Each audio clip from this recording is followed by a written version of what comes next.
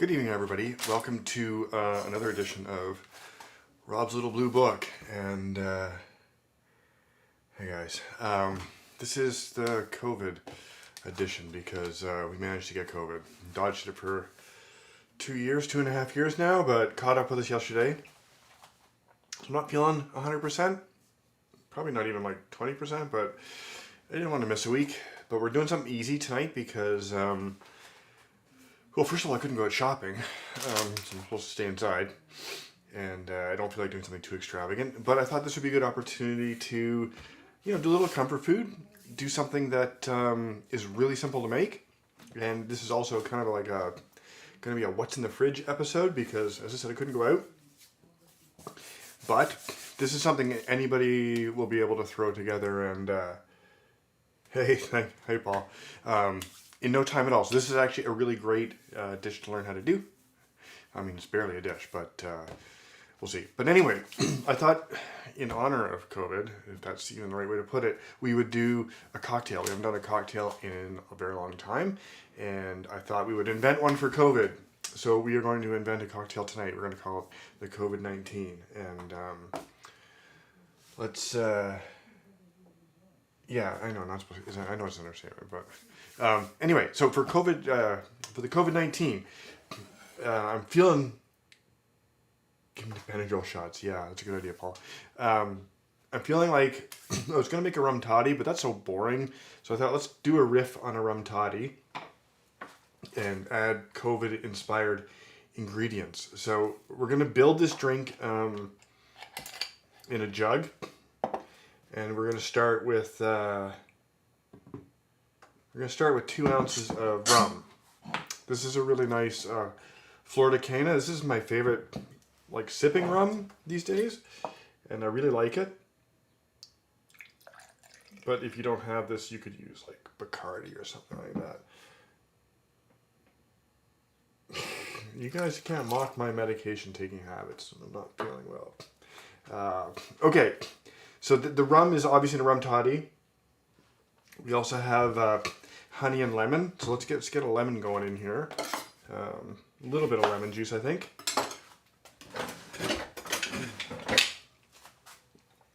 Not a ton. I don't want. So this is also when you're making your own cocktails, they're not hard to do. Cocktails have typically a bitter or a tart element to them, and they have a sweet element to them, which in our case is going to be honey. But that's the same. Oh, where's my picture-in-picture? Welcome back. We're going to use honey here, but this serves the same function that simple syrup would do. So I'm just going to like tong it. I don't want a ton of honey in this, so I was putting on the tongs. I'm going to stir the drink with it. And I know that COVID can be, this is not, honey is going to be like, we'll see if it dissolves. COVID's hard on your heart, apparently. So we are going to put in a tiny bit of absinthe as our bitter element, because how's that saying go? Absinthe makes the heart grow stronger, or something like that. So this is for a little heart protection. You don't need a ton. This is an extremely strong flavor, and definitely an acquired taste. But there you go. And we're gonna stir it up. So the other thing, I actually need these later, I'm going to wash them. The other thing I like with when I'm sick is something gingery. And that's supposed to be healthy too, right? Like, isn't ginger a health thing too? So we're going to top this with ginger beer, because I had ginger beer in the fridge. Not a lot. Just like a spritz on the top. And we're going to try this out. Alright guys, cheers. Here's to the COVID-19. Maybe we've invented a classic tonight, although somehow I doubt it.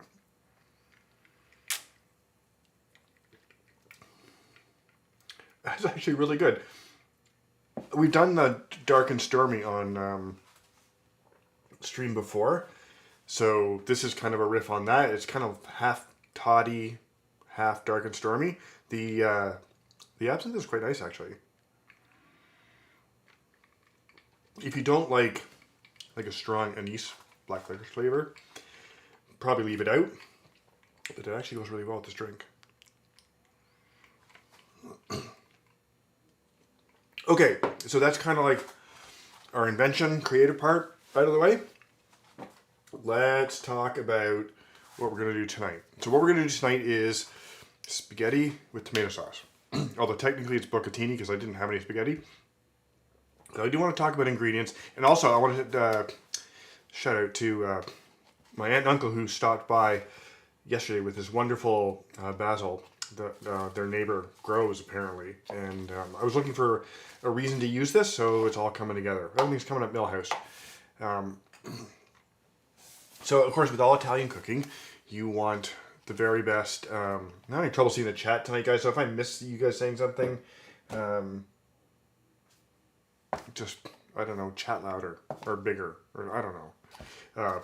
Anyway, fresh basil, I mean, you can't go wrong with that. It's a wonderful ingredient. We have some garlic, and I'll show you how we're going to do that. I'm going to use San Marzano tomatoes that I had on the shelf, but canned tomatoes are great for this. Fresh tomatoes would also be really good if you can get like nice, any kind of fresh heirloom tomato would be fantastic for this. The advantage of fresh tomatoes is, and you'll see when we cook the sauce down, these are peeled, and you don't necessarily want peeled tomatoes. There's the pectin in the skin of tomatoes will help thicken your sauce. So if you're using fresh tomatoes, don't peel them. And I do want to talk a little bit about pasta. So we're going to use bucatini, which I don't know if you guys can see. It's kind of like a fat spaghetti, and there's actually you won't be able to see. There's actually a little hole. Nah, it won't work. There's actually a little hole down the center. It's a big noodle. It's like a big piece of spaghetti, and it grabs sauce really well, and I think it'll be pretty good for this dish. So, but I wanted to talk a little bit about pasta because I used this stuff. So I got this at Costco, and it has a fancy Italian name, and so I thought it would be good. It's even from Italy, and Costco is normally. I'm just watching the chat. Costco is normally pretty solid for ingredients, but I want to show you guys the color of this stuff. I used this the other day, and it was not good. And let me just show you the difference between good dried pasta and not good dried pasta. I'm going to grab something with a little contrast here so we can see what we're talking about. Okay, so when you're buying dried pasta, see how dark this is? Can you see? Yeah, you can. So you can see how dark this is. The reason this is dark is because they dried it really fast. And they do that because it's fast and cheap. And unfortunately, it makes the pasta cheap and not good.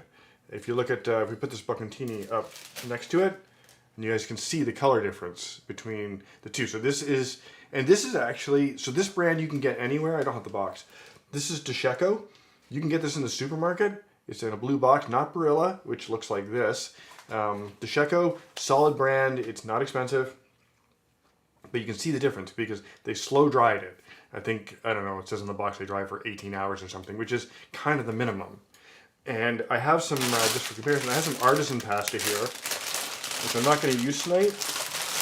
But you can see here, look at the color difference too, of the artisan pasta. So this is a really, really good pasta. I really like this a lot. I'm not going to use it tonight because the cooking time on this is kind of weird and I haven't figured it out yet. But it's delicious. So the other thing you want to look for when pasta too is pasta gets, this is extruded. The dough gets pushed through a die, and there's different kinds of dies. The cheap pasta gets pushed through a Teflon die, which is smooth and efficient, and it's great for cranking out a shit ton of pasta really, really fast. But it creates a smooth noodle, and a smooth noodle doesn't grab sauce. I used this, as I said, I used this the other night, and the sauce just ran off it like water off a duck's back, and not in a good way. So yeah, really disappointed with this. It's probably going in the garbage. But I wanted to show you guys the, and if you look at the bucatini that we have here, maybe you can't really see it, but trust me, it's rough. It's got, because this goes through a bronze dye, which is totally different, and it gives it this nice rough texture, which is going to catch sauce and also release more starch and do all kinds of the things that you want pasta to do. So unfortunately for me, because I have 2 kilos of this stuff, wasn't any good. There you go. I'm gonna put this aside for a sec. Any questions on making a smooth noodle is a great album name? Yes, but you won't be able to sell it to Italians. Okay. Oh, and of course olive oil. I have also, since I'm talking about olive oil and cool stuff, this was a gift from our friend Amara. Don't keep your olive oil in clear containers. Olive oils come in a dark green bottle for a reason, because light degrades olive oil like crazy. So I always decant my olive oil into a container that I have by the stove so I can grab it and, you know, pour it with a little spigot because it's easy. Don't do that with like, you know, it's like, what do I got here? So I got my soy sauce here. By the way, these little whiskey bottles make amazing little bottles. You get these tops on Amazon. These are like bar tops for pouring liquor, but they work fantastic. I've got like, you know, I've got my rice vinegar in one. I've got mirin, like all the things I use like on a daily basis. I don't use mirin on a daily basis. The things I use regularly are all in these little bottles, and I can just season them in the stove. And you should always, by the way, have some kind of vinegar next to your stove, because vinegar is it's an essential seasoning ingredient. You should be seasoning your food, or you can season your food as often with vinegar as you would with salt or pepper or anything else. So don't neglect vinegar. I know I'm all over the place tonight. It's just the way tonight's going to go. All right. So, what were we talking about? Olive oil. Keep your olive oil in an opaque container. And for this dish, you really want to have high quality ingredients. So get a good olive oil, and good olive oils don't have to be expensive. Find one you like, and the best way to do that is to just get your olive oils, line them up, get a baguette, and just dip pieces in and find the one that you really like. Olive oils are kind of all over the place in quality. There's a little bit in the industry. Just because it says it's extra virgin from Italy doesn't mean it necessarily is. There's a lot of substitutions. Olive oil comes from all over the world. And I think people play pretty fast and loose behind the scenes with how the olive oil gets produced. But find one that tastes good to you. That's all that really matters. You can be the final judge of that. That's not hard to do. Okay, let's start cooking. Put the water on. By the way, for the cocktail, now that I'm drinking it, so normally when you use absinthe, I put like maybe half an ounce in there, not even. A lot of times the absinthe, you just like spritz it in the glass, or you'll pour it over the ice, swish it, and pour it out, and just leave the coating in the glass. It's a very strong flavor. I would use less absinthe next time. So what I'm going to do to fix this, and also not to drink 2 ounces of rum really fast, is I'm going to keep topping it off with the ginger beer as we go tonight. Oh guys, I'm running out of gas. Okay, let's keep going. Tastes better already. Okay, any questions before we get into this? Okay, well, let's just get into it then. So you can use any pan you want. Unlike, we've talked about pans a little bit before. So unlike when you're doing, this is not a starch emulsion sauce where we're going to be using the starch from the pasta water to thicken our sauce. I mean, we're going to be doing that just a little bit. So I'm going to use, I love this pan, this is a saute pan, but this is a triple clad pan, and this one retains heat. So in a lot of pastas, like if you're doing a carbonara, pasta alla gricia, like a cacio e pepe, especially the pans or the where the ingredients are sensitive to heat, you want an aluminum pan. And the reason you want an aluminum pan is because an aluminum pan won't hold heat. Sometimes you want a pan that holds a ton of heat. Like if you're gonna do a steak in a cast iron pan, fantastic. I put my cast iron pan on the flame like 20 minutes before I cook a steak. So I get it nice and hot, and I know when I put the steak in the pan's not gonna cool down. You want a lot of thermal mass, and that's great. However, you don't want that when you are, that doesn't seem like enough. You don't want that when you're doing a carbonara, and you take that, you know, when you carbonara, you're gonna have your guanciale and oil in the pan, and when you take that off the heat to add your egg cream mixture, you want that pan to cool down like fast, because otherwise your eggs are gonna scramble. Anyway, that's kind of it. There is a place in the world for aluminum cookware, and that's kind of it. So I don't want, the garlic isn't really going to be an ingredient here. We are going to just split this guy in half, and he's just going to simmer. I don't know why I gendered garlic, that's weird. The garlic is just going to sit there. We don't want it to burn, we don't want to burn garlic flavor, so we're going to keep the heat kind of low here, and that's just going to simmer there for a couple of minutes and add flavor to the sauce. That will come out later. Okay, and we're going to go with, I don't know, like three bit. We're going to do basil at the end as well, but we're also going to throw in, say, 4 leaves, just for a little flavor at the beginning. As I pop oil all over the kitchen. It's exciting. Get our San Marzanos open here. I haven't exactly figured out how I want to use these guys yet. They're packed in some kind of sauce.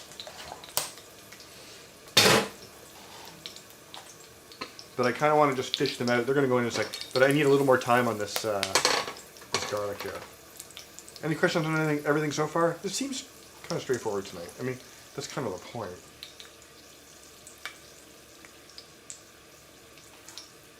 We, of course, will season this with salt, but we won't do it at the beginning, because as you'll see, this is, again, as we cook this sauce down, it's going to reduce, and if we season it at the beginning, it could end up too salty once it's finally reduced. I want to give that just a little more time. I'm not ready for the pasta yet. So there's a couple of ways to finish the pasta in this.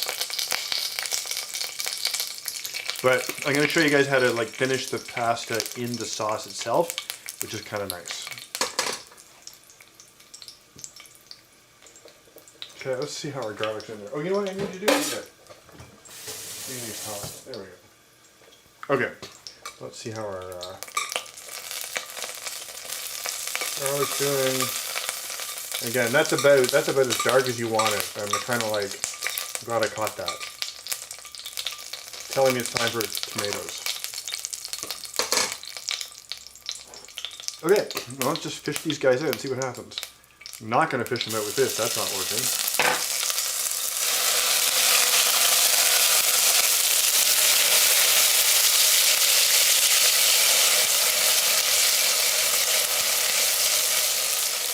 Forgot how hot this burner gets, even on a low flame.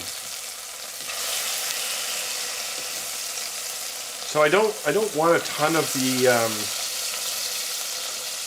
sauce with this just yet.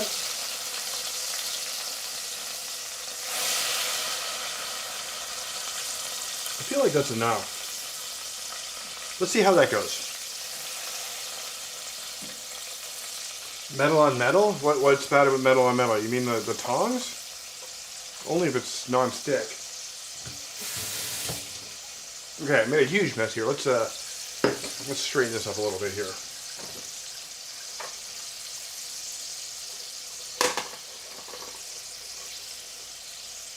By the way, Gabby, I don't know if you're watching. No, it's fine in the middle part. I don't know if you're watching tonight. Koshina is definitely on my list.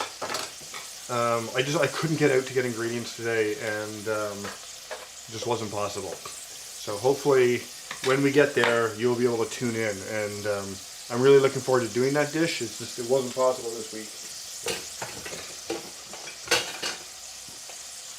Oh, hey, hubby. Good. Okay, so I haven't forgot about Kushinya.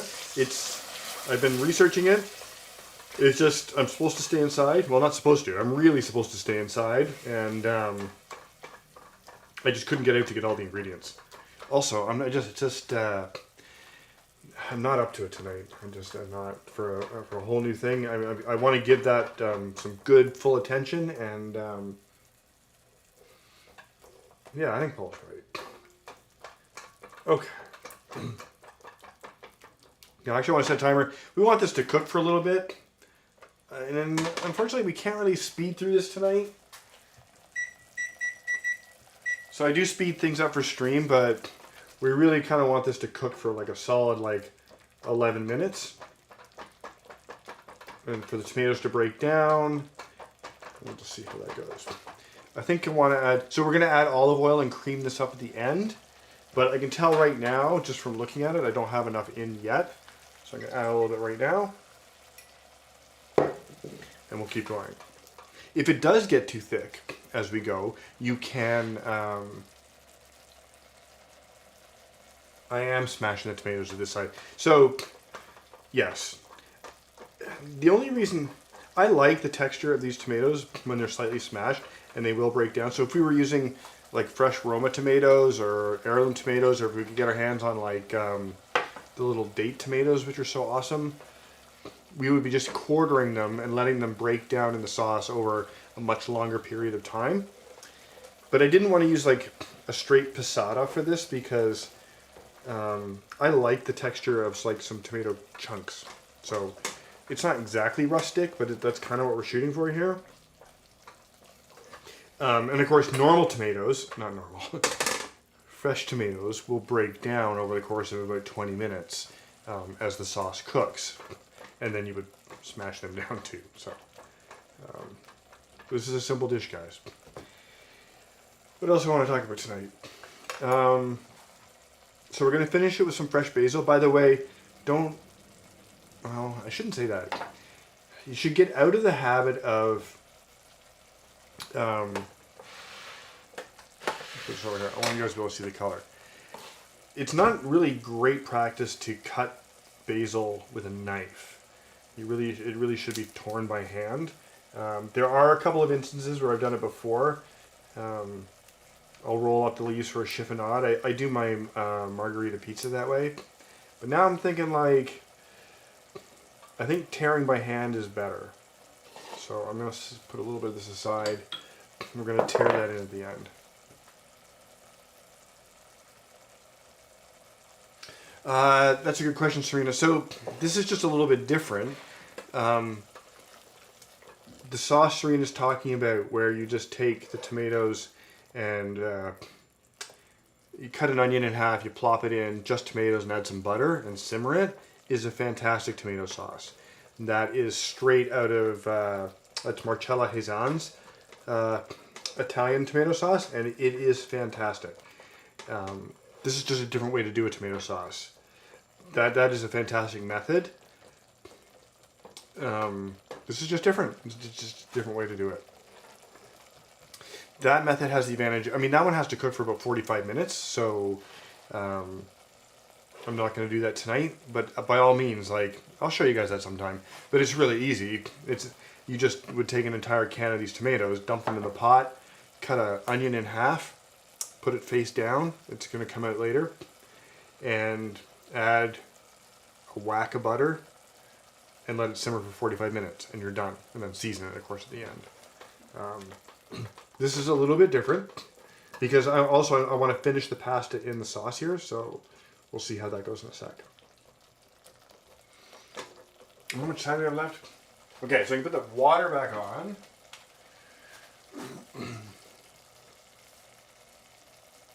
There is garlic. We have garlic. I got 2 cloves. 1, 2. See? Garlic in here. What am I talking about? Oh, to the other one. Yes, and of course you can add garlic to that. The other one is like a tomato sauce base. Then you can add whatever you want to it as you go.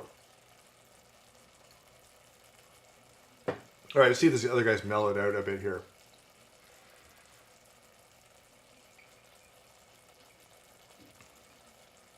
Yeah, this is good. I'm glad we called it the COVID-19 because I don't think I ever want to have it again. It's not bad, but it's not as good as a dark and stormy. So that's the thing and that's why it's hard to invent cocktails because the classics are all really good. A dark and stormy is a fantastic cocktail, and Gubby, it's just intensity.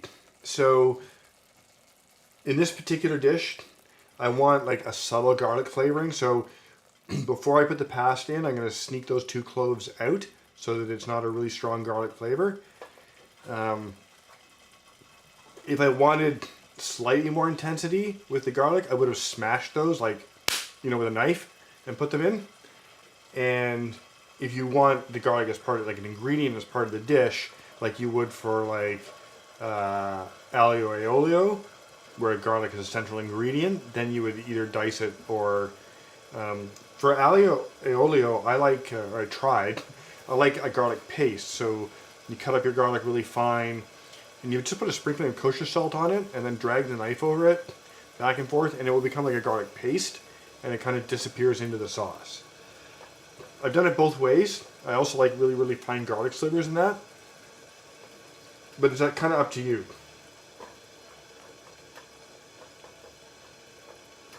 I hope that answers the question.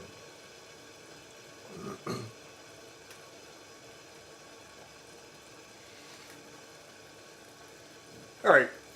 Things are... I mean, I kind of agree, Gubby, but for me it's more like if garlic is a featured ingredient in the dish, then yeah, I tend to like punch it up. Especially if you're taking recipes off an American website where they really don't have any concept of flavor or seasoning. You always want to punch it up. A lot of those recipes, especially on people's blogs, are written for like people in the Midwest who season their food with like, I don't know, salt or something. And so the garlic is a huge flavor for them. But generally, if it says 2 cloves, you can put in 4 and get away with it. So, anyway, yes. But when you just want like an accent, so garlic is not a featured ingredient in this dish. This isn't chicken with 40 cloves of garlic. It's not alla e olio or any of the other dishes that feature garlic. Then I just want a little bit, So, okay, let's get this down. Yeah, that seems about right. So we got our pasta in. So, yeah, Serena's got it. So what we're going to do here tonight, guys, is par cook the pasta. So the bocconcini needs about 9 minutes to be al dente. So we're going to cook it for 5 in the pasta water, and then we're going to finish it in here.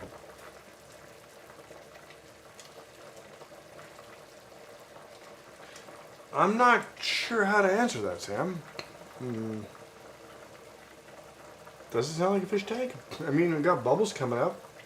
It's aerated. I'm pretty sure if I put an actual fish in here, it wouldn't do all that well.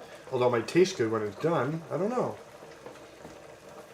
But yes, if you're hearing the bubbles, it's also, I have a really good mic. Anyway.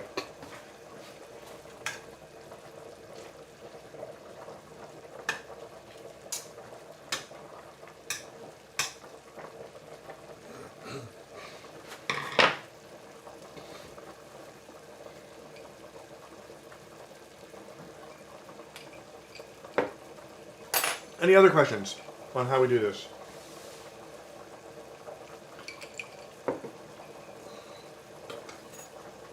Really just trying to stay focused here tonight, guys, is a bit of a challenge. But this is a really great comfort food dish, so and also this is really simple to make. You can put this out like any day of the week. I do have COVID. I just, my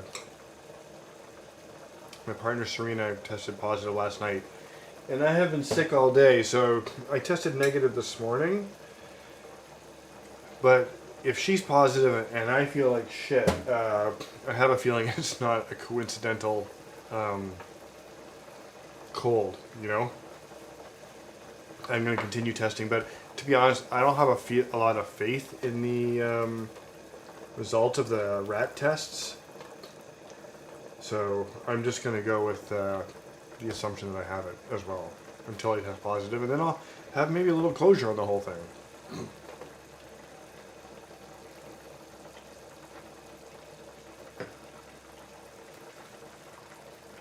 Okay, 1 minute, and then we're going to bring the pasta over here, and then the fun starts.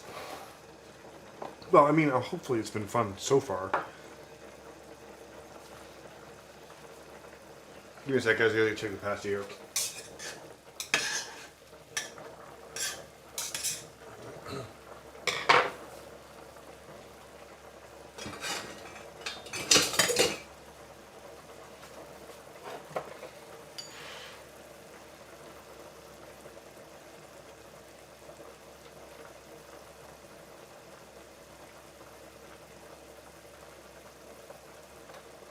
Yeah, I mean, the only thing I think, Sam, that I have going for me is I got my 4th booster, like just a couple weeks ago, so it should be in full force right now, but, sorry, yeah, 2nd booster, 4th shot. Rebecca's got it. Keeping me honest. Okay. So I'm just going to bring this over. This is going to steam up the food can probably, but... So you do need to be careful here a little bit because our pasta is not cooked all the way. And you don't want to break it. It's still going to be a little bit fragile at this point. So just be gentle with it, you know. Take it easy.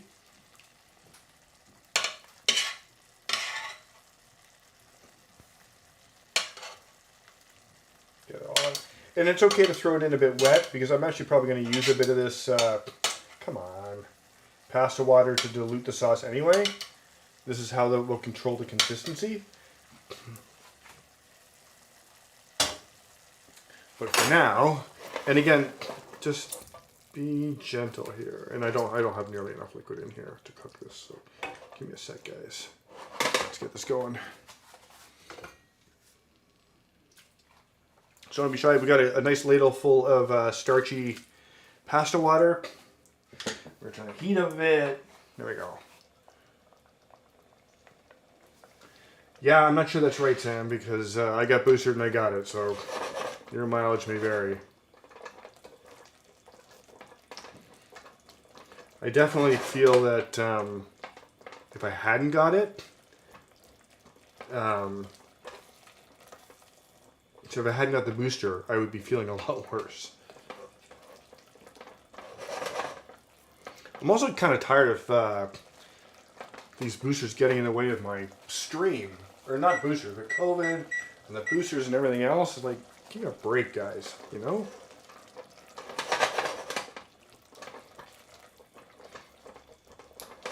So this is going to let the pasta, the bocconcini, absorb a bit of the sauce as we go. This isn't nearly cooked. Now, you don't have to do this. I like this method. It's kind of satisfying to do, to watch the pasta cook in the sauce, and I think it does pick up a little bit more flavor. On a weeknight, if you don't want to stand over it, there would be nothing wrong with cooking it entirely in the water and just firing it in here. Okay, now we can start to season it a bit. I'm not going to go too heavy-handed here yet because this will reduce, but I also kind of know how much salt this needs. So.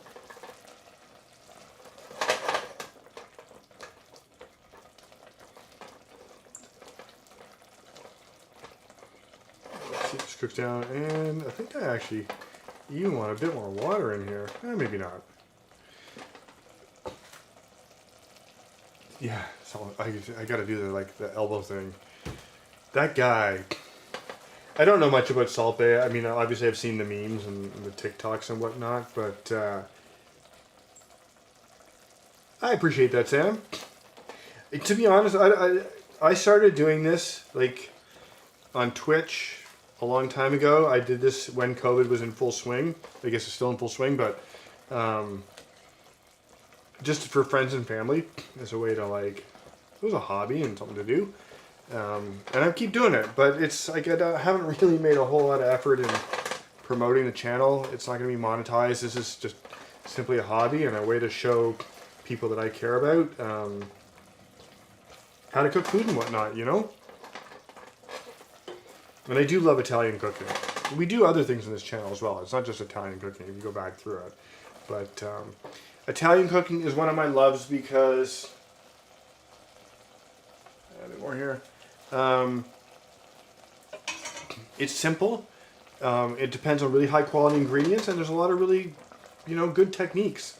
It's a craft that you can learn, but it's particularly suited for, I don't want to say the home chef or whatever, but it is kind of, It allows you to practice being mindful about your cooking, and I think we talked about this. Oh, sorry guys. We talked about this last week. If you practice this dish, this is spaghetti with tomato sauce. You practice with this dish and you get good at it, and you use good ingredients, and you kind of hone your craft. You can make this dish as good as any Michelin 2 or 3-star chef can make it. They can't do better than you.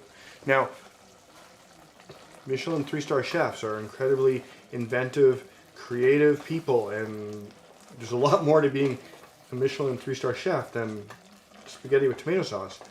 But in this particular instance, for just this thing, you can make it as good as they can. Right? And that's saying something. This dish is served, and I know because I've been researching it, spaghetti with tomato sauce, but versions of this are served all over the world, especially in Italy, obviously, in really high-end restaurants. And you can make it as good as they do. There's no reason you can't. And as I've also said before, in other streams, if you do start with,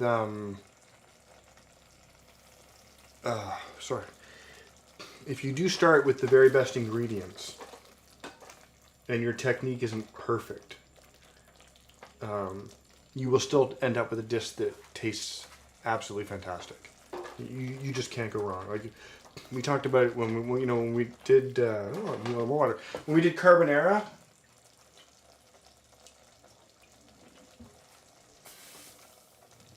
A little bit more. When we did carbonara, we talked about the fact you don't want to accidentally scramble your eggs. But if you do, and you started with good eggs and good guanciale and everything else, it's okay. It's going to taste amazing. And in fact, and you can even defend yourself. Not that you need to ever defend your cooking, but there are lots of places that serve it that way on purpose. So there you go.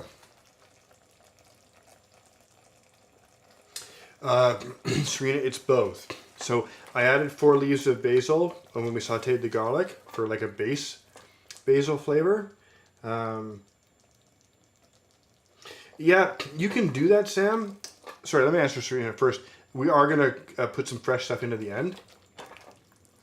There's much better ways. There's much better ways to tell if pasta is done.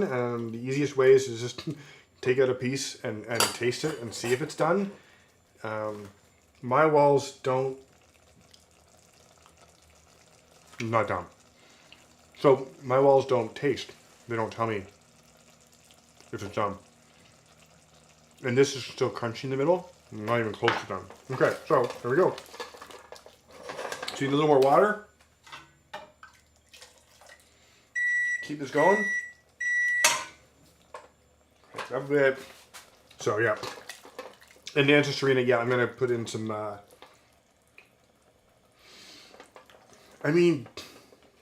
Yeah, I guess it is. So my mind just went to all those horror movies where the walls move, or The Shining where they bleed. I'm like, yeah, we probably just shouldn't have gone there when we're doing a food show, but there you go, right? Okay. Now I gotta, like, come on. I want this cooking. I'm gonna speed this up just a bit. I'm gonna be here all night. I'm hungry too.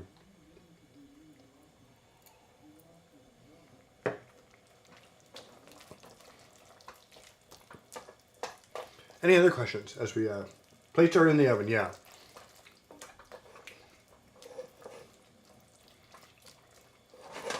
So if you're new to the channel, Sam, plates in the oven goes way back to the Twitch days. It's almost a meme at this point, but it's a very valid point. I wish. Actually, I don't wish. I don't want to be a famous actor. Who am I kidding? I'm not a famous actor. I got told at a concert recently I looked like, I forget, Serena will know who. But plates in the oven is an important concept because you never, yeah, David Spade, you never want to serve hot food on cold plates. There's just no excuse for that. So warm your plates, guys. It takes 30 seconds before you start cooking. But no matter how much of a hurry you're in, there is just no excuse for serving warm food on cold plates. When I was younger, I used to get compared to Michael J. Fox a fair bit, for what it's worth. I never saw it, but it might have been just the haircut. Or the fact that I can travel in time. I don't know, like, maybe that's it.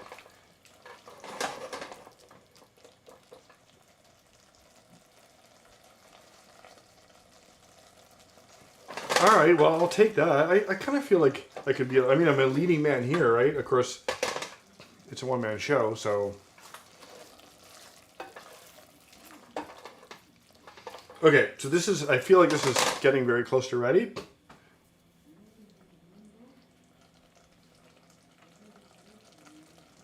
Oh, hot. Almost there, guys. It's really good. It's really good. Okay, so now I need to dig in here for a bit of seasoning because it's not, I'm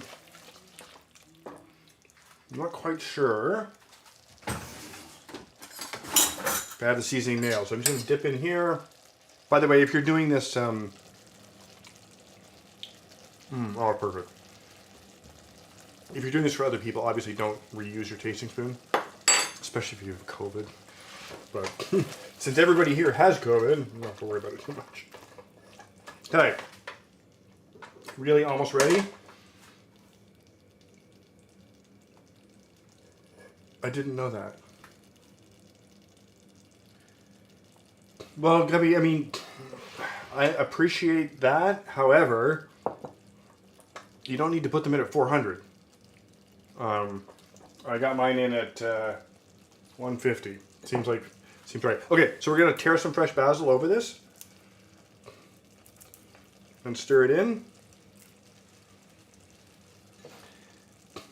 Yeah, I don't agree with that, Sam. I think that's a terrible idea, but I mean, COVID wasn't like chickenpox. I know parents used to do that like way back in the day. Well, honestly, way back in my day, like one kid would get the chickenpox and they'd all get together so everybody got it. I don't feel that COVID falls into that category. People don't have polio parties. Just seems like a bad idea. Anyway, let's move on to eating really good food. I feel like that's a better thing. So let me just show you guys the color here. I kind of feel like this is right where we're at. The pasta's cooked.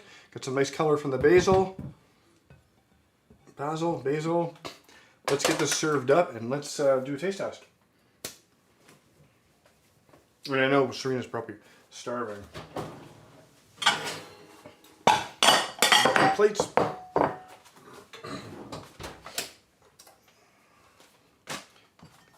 Yeah, these aren't that. Ooh, they are hot. Okay. So, first up, to a nice plating. If you guys can see, we're gonna like, can you guys see what we're doing here? This is just kind of how I serve my pasta.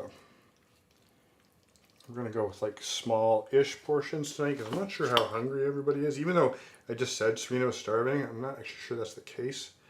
So there's one portion, and we can always get some more. Serena is my partner. She is in the other room. Also not feeling 100%.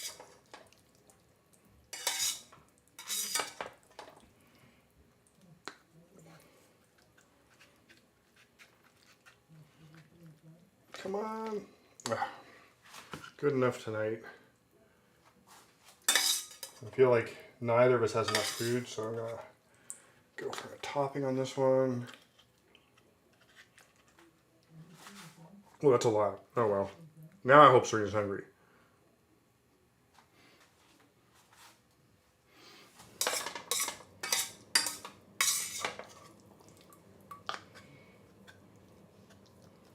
Okay.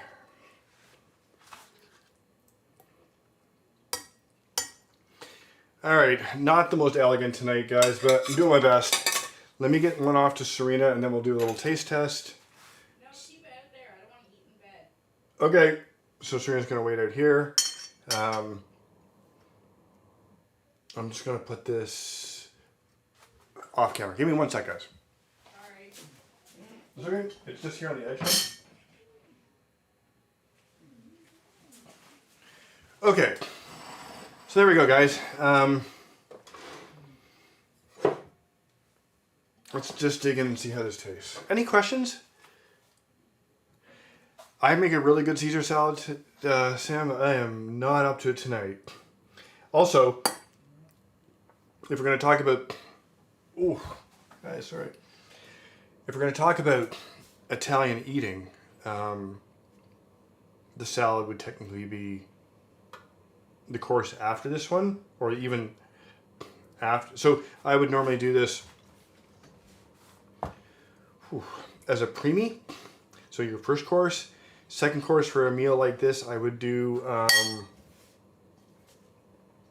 maybe like a little Cornish game hen or something like that, just individual portion of that, then a Caesar salad, and then some kind of like gelato maybe, or a cheese plate or something like that, but smaller portions. Tonight, I just kind of feel like a big thing of spaghetti. So here we go. That's really good. Like, this is so simple.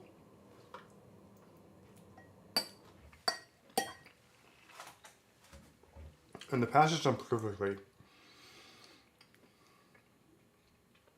It's really easy to monitor it in that method where you're cooking the pasta along with the sauce. And, you know, guys, this is comfort food. There's not a lot to this.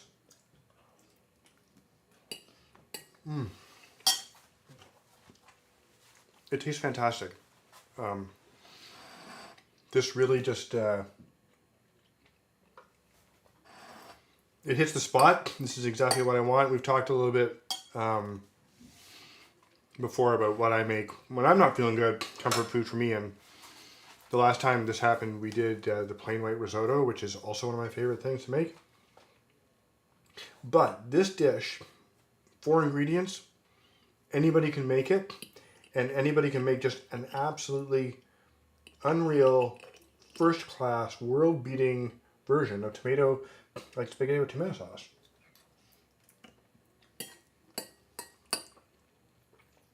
Okay, so let's get back to me. Wow, really big all of a sudden. Okay, any questions? I've kind of covered everything I wanted to cover tonight. At least I hope I did. So I hope you guys enjoyed it tonight. This is a very, very simple thing. I encourage you guys all to make this. So easy to do. And quite frankly, I mean, you may not have fresh basil in the fridge all the time, but everything else you'll have on hand, easy to throw together. So, and not that long stream tonight. So, Sam, if I could get it out to you, I would love to. My favorite thing is cooking for people who are important to me and making food that other people really enjoy eating. We type. So I don't know. Sam, if you've been around or looked at the other channels or my other channel episodes. But my favorite thing to cook is whatever I'm making for the people that I'm cooking for. So I'm gonna sign off pretty quick tonight, guys, because I am just I'm beat. I've been on my feet probably longer than I should have, but I really appreciate everybody tuning in tonight, and yeah, that's kind of it. So everybody stay safe, be good, and yeah, I will do steak next time maybe. I've done steak a couple times, but I have a couple of ideas about that. But before we're not going to talk about next week. I will figure next week out later this week. Everybody stay safe, be well, and I'll see you guys next Wednesday. So, cheers.